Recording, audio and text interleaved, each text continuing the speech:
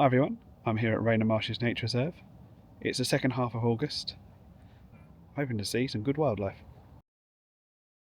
Starting off down here on the seawall, and one thing I'm looking for today is a Ruddy Shelduck. There's a small group's been seen down here. They're not a very common duck in the UK. There's a whole bunch of other birds along the shoreline here, including some normal Shelducks. Scanning around over the mudflats here, I've spotted a brown duck among the Shelducks, and it's the same size. Could be a Ruddy Shelduck. So I'm going to walk a bit further along the seawall and check it out. I've come further along the seawall now, and after carefully walking along here, making sure I didn't scare any birds, a dog walker came along and flushed most of them. But after scanning around for a good 5-10 minutes, I've just spotted this on the shoreline. It's a Ruddy Shelduck. In fact, it's two Ruddy Shelducks. The reason it took me so long to find the Ruddy Shelduck was there was so much else to see, including this common sandpiper and a number of black-tailed godwits. There was a lot of bird life out on the mud. Out on the Thames, a common tern took a dislike to this lesser black-backed gull, dive bombing it a number of times. I sat here 10 or 20 minutes filming all the various birds here, and the Ruddy Shelducks have ended up right in front of me here. About 20-30 metres away. I'll get some lovely footage of them. The Ruddy Shelducks were feeding like the common shelducks I normally see here, sweeping their heads from side to side in a method called siving, which collects small invertebrates from the top few centimetres of mud. A large proportion of the common shelduck prey is a small snail called hydrobia, and presumably the Ruddy Shelducks were eating these as well. There are a few possibilities where these Ruddy Shelducks have come from. The first is that they are truly wild birds, and they have wandered way off course from their native habitats in North Africa or Southeast Europe, but this is unlikely. The second is that they have escaped from a collection somewhere, which is possible, and this accounts for many of the records of Ruddy Shelducks in the UK. The third option, which seems the most likely according to people far more knowledgeable than me, is they are birds from the feral breeding population in Germany that gathers to molt in the Netherlands each summer, and these birds could have overshot or wandered a bit further and ended up in the UK. Timing certainly fits. That would mean these Ruddy Shelduck have the same status in the UK as Canada geese, and would make them my first wild Ruddy Shelducks, even if they are technically feral. The Ruddy Shelducks were not alone on their section of mud, with a number of black-tailed godwits moving along with them. It was interesting watching the contrasting feeding methods, as rather than skimming the surface for food, the godwits of course use that long beak to probe into the mud. This one even came up with what looks like a lug or ragworm. The godwits seemed to be doing well. I saw them find and eat a number of the worms as they walked along searching the mud.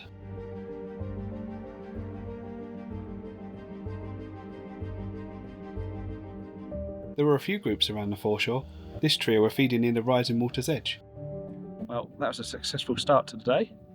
Let's see what else I can find in the reserve. Having walked in through the centre and out down the ramp, I was faced with the same decision every Rainham visitor makes. Clockwise or anti-clockwise? I chose anti. I've just come down here to the bus stop, as they call it. It's a little bit of boardwalk, and I was looking for lesser emperor dragonfly because someone saw one down here a few days ago, and I found this migrant hawker which just hovered brilliantly in front of me. Even got this close-up footage of it. It was my closest in-flight footage yet. And in this last clip I've slowed it down 10 times. I love how it cleans its eyes before flying off. The dragonfly action continued a bit further along. There was a mating pair of southern hawkers. One of our largest dragonfly species and commonly found in wooded areas and gardens, this pair just sat there. And I got a few photos while I was there too.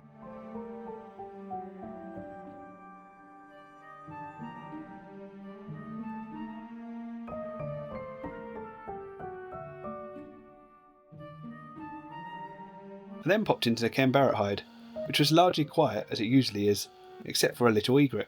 It was fishing in front of the hide, and I managed to capture it, grabbing and eating a fish.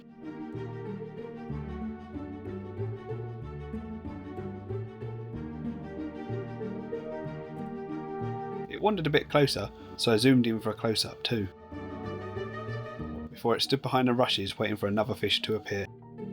It eventually came out again, and it stopped briefly for a bit of a preen.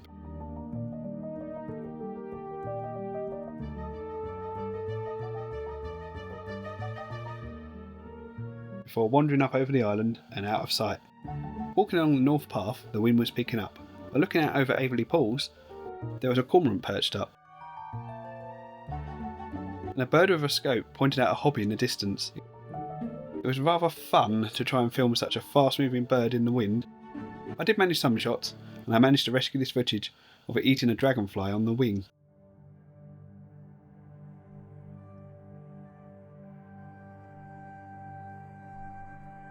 The hobby disappeared, so I carried on round, stopping at the Dragonfly pools. Well, the wind's picked up quite a bit, so of course that means there's not going to be any bearded tits at the normal spot for them.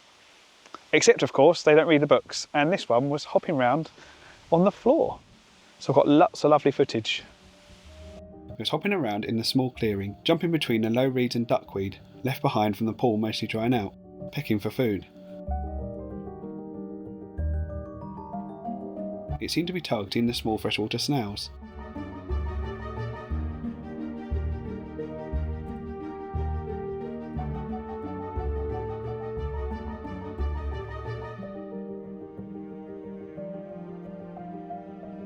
This one missed two right under its beak here.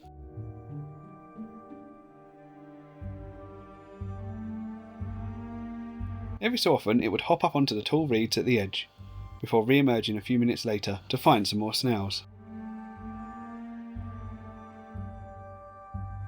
It was also feeding on some other creatures, too small to see what they were, perhaps aphids or springtails.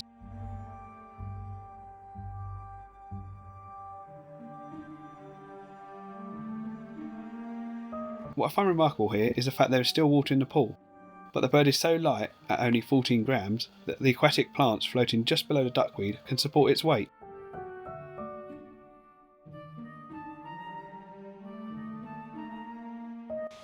And I got a few photos too. I decided to pass on the Martian Discovery Zone, as it was full of people looking for the kingfisher, so I headed straight to the Purfleet hide to escape the wind. And who should emerge as I arrived in the hide but the Ruddy Shelducks, all four of them together now. The vegetation was quite high, so they were hard to film, and disappeared behind one of the islands. Soon after, a great white egret emerged from the rushes on one of the islands, then stepped into the open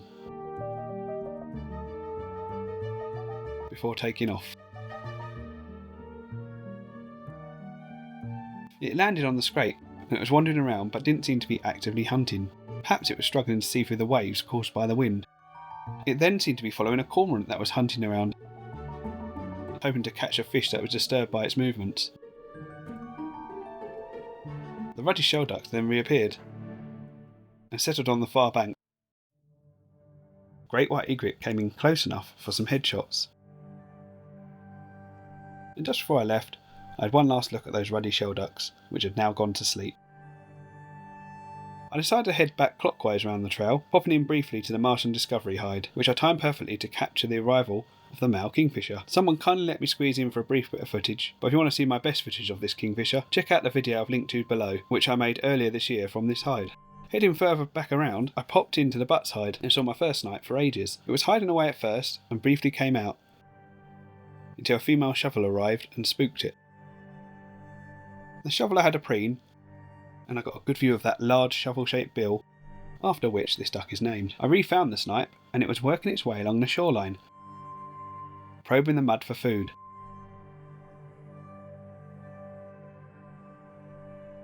Before it again hid up in some reeds. A few minutes later it reappeared at the far side of the scrape, and had been joined by a second bird where they were both feeding away.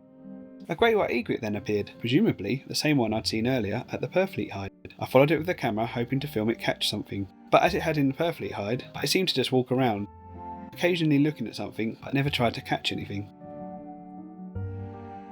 At one point it stood still enough for me to zoom right in.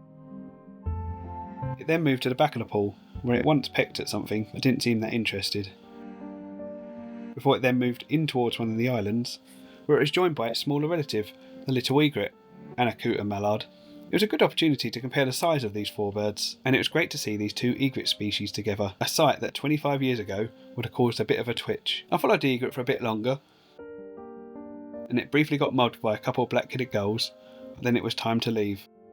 It had been a good day, as it often is here, with the bonus of a new bird species for me. Thanks for watching, and why not check out this video from a previous visit to Rainham Marshes Nature Reserve.